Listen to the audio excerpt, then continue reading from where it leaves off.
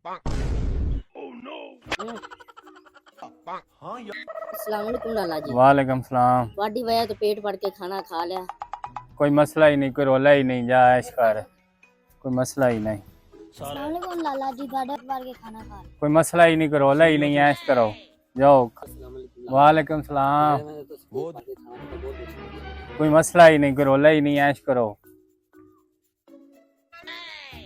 अस्सलामुअलैकुम लाला जी। वालेकुम सलाम। लाला जी की ਚੱਕਰ ਹੈ ਜਿਹੜਾ ਆਉਂਦਾ ਤੁਹਾਡਾ ਸ਼ੁਕਰੀਆ ਅਦਾ ਕਰਕੇ ਜਾ ਰਿਹਾ ਪੇਟ ਭਰ ਕੇ ਖਾਣਾ ਖਾਂਦਾ ਹੈ ਕੀ ਗੱਲ ਹੈ यार ये रोला कोई नहीं है, है ना। मैं व्हाट्सएप ਦਾ ਇੱਕ ਗਰੁੱਪ ਬਣਾਇਆ ਹੋਇਆ ਹੈ। ਅੱਛਾ ਜੀ ਉਹਦੇ ਤੇ ਮੇਰੇ ਮਹੱਲੇ ਦੇ ਸਾਰੇ ਬੰਦੇ ਨਾ ਉਹਦੇ ਤੇ ਐਡ ਹੋਏ ਹੋਏ ਨੇ ਅੱਛਾ ਤੇ ਬਸ ਇਹ ਉਹਦੀ ਵਜ੍ਹਾ ਨਾਲ ਮੇਰਾ ਸ਼ੁਕਰੀਆ ਅਦਾ ਕਰਕੇ ਜਾ ਨਹੀਂ ਰਿਹਾ। ਉਹਦੇ ਤੇ ਤੁਸੀਂ ਕੋਈ ਪਲੇਟਫਾਰਮ ਇਹਨਾਂ ਨੂੰ ਦੱਸਿਆ ਹੈ ਕਮਾਈ ਕਰਨ ਦਾ ਜਿਹੜਾ ਨਹੀਂ ਨਹੀਂ ਐਸਾ ਰੋਲਾ ਕੋਈ ਨਹੀਂ ਹੈ ਭਾਈ। ਫਿਰ?